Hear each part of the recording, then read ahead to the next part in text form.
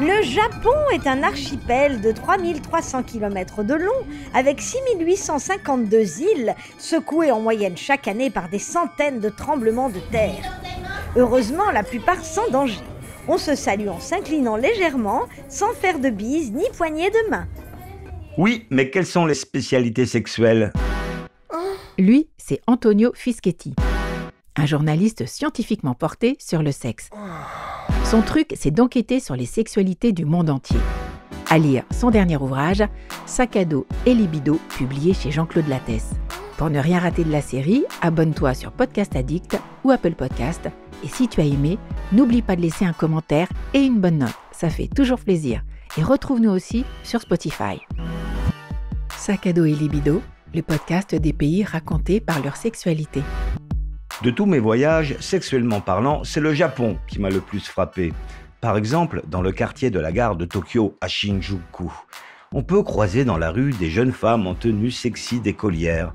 On peut aussi voir des distributeurs de petites culottes féminines ou des cordes en vente dans les supermarchés pour pratiquer le bondage, qui consiste à attacher son partenaire.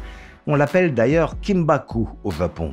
Comment est né cet art de ficeler les corps et comment il se pratique ? Pour mieux comprendre l'esprit de ce jeu érotique, je vais appeler Constantin Simon. Il est journaliste et vit au Japon et il a aussi réalisé un film sur le kimbaku, justement. Épisode 4, le kimbaku ou l'art des cordes au Japon. Constantin, bonjour. Bonjour. Alors, tu habites au Japon depuis pas mal de temps déjà, hein ? Oui, Antonio, je vis au Japon depuis 2018, donc ça fait 4 ans. Alors, j'ai vu dans ton film qui va être diffusé sur Arte qu'on parle du bondage, ce qu'on appelle là-bas le kimbaku. Ça n'a rien à voir avec cette pratique sadomasochiste qu'on pourrait imaginer. Là-bas, c'est vraiment un art, en fait. Ah oui, tout à fait. En fait, ce qui est intéressant dans le kimbaku, c'est que à l'origine, ça remonte donc, on va dire, au Moyen-Âge nippon, à l'ère Edo, c'est-à-dire 17e, 19e siècle, et ça a même commencé avant. Il y avait un art qui s'appelle le Hojojutsu, qui était une façon d'attacher les prisonniers, les criminels. Et donc, c'est à partir de cet art, donc vraiment utilisé par la police ou par les autorités, qu'est née cette pratique érotique qui s'appelle le kimbaku, le shibari. Il y a des artistes qui se sont mis à revisiter ces pratiques médiévales et à en faire un art du plaisir érotique. Oui, mais concrètement, où est-ce qu'on voit ça ? C'est-à-dire, est-ce qu'il y a des clubs, il y a des spectacles, ou est-ce qu'on va s'acheter sa corde et puis on fait ça chez soi Ah bah il faut connaître des gens. Mais il y a des séances de kimbaku dans des bars. Moi j'ai assisté à une séance de kimbaku dans un bar, mais un bar privé si vous voulez, et j'en ai assisté à une autre carrément dans un studio privé. Mais il faut connaître quelqu'un qui vous recommande si vous voulez. Parfois donc la séance peut être payante. Il y a d'ailleurs des femmes qui sont rémunérées pour être attachées, soit elles demandent à être attachées, et parfois même elles payent pour être attachées. Oui, mais il n'y a pas forcément un acte sexuel, c'est-à-dire c'est l'érotisme est dans le fait d'être attaché. Exactement, c'est-à-dire que la tension des cordes crée comme ça un plaisir érotique. Il y a aussi une relation finalement qui se crée entre celui qui attache et la personne qui est attachée. Il faut quand même avoir confiance dans cette personne pour lui donner le pouvoir de vous attacher. Mais je peux vous dire qu'il y avait un certain plaisir érotique et ça c'était indéniable. Il y avait des cris, il y avait des gémissements de plaisir. Enfin voilà, c'était vraiment quelque chose d'érotique. Et tu parles aussi alors des distributeurs de petites culottes. Moi je suis allé au Japon mais j'en ai pas vu, j'ai pas cherché non plus énormément. Est-ce que c'est assez fréquent et tu en vois des distributeurs de petites culottes usagées ? Oui, alors ça c'est plus dans le quartier de Akihabara où il y a tous ces gens qu'on appelle les otaku. Les otaku, c'est un peu les fous de manga, les fous d'électronique et tous ces gens qui ont développé, alors là pour le coup, un rapport à l'érotisme ou à la femme souvent à base de fétichisme et donc de poupées gonflables ou de choses comme ça. Et donc dans les sex shops d'Akihabara, il y en a un peu partout dans Akihabara, eh bien vous avez ces distributeurs, c'est vraiment comme des distributeurs de boissons, où vous mettez votre petite pièce et une boule tombe et au sein de la boule, c'est carrément une culotte. Alors, elle est censée être usagée. Je la renifle là.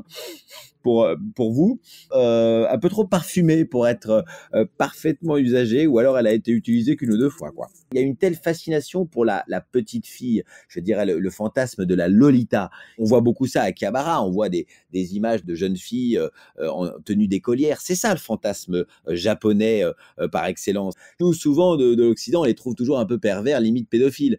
Donc c'est ça qu'ils vendent dans ces distributeurs de petites culottes, c'est que ça a appartenu à une lycéenne.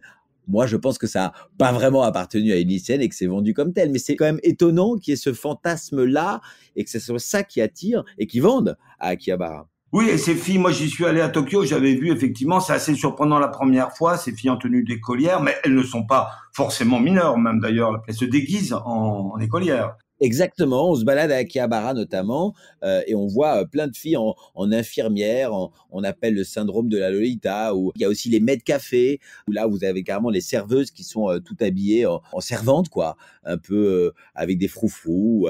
Mais il y en a comme ça dans toutes les rues d'Akihabara. Elle distribue des flyers pour attirer le otaku, celui qui vient un peu rôder, tous ces hommes seuls passionnés de manga et qui viennent un peu à Akihabara et qui vont finir dans un café où il se passera rien sexuellement, hein. Alors, il y a des versions sexuelles et on peut trouver de tout au Japon. Mais la plupart de ces jeunes filles qu'on voit, elles sont juste là pour attirer le client et elles sont déguisées parce que les Japonais adorent se déguiser. En fait, ils se sentent plus eux-mêmes, plus libres quand ils sont déguisés, alors que nous, on trouverait ces déguisements ridicules. Bon, sujet inépuisable, hein, la sexualité en Asie. On aura l'occasion d'en reparler une autre fois.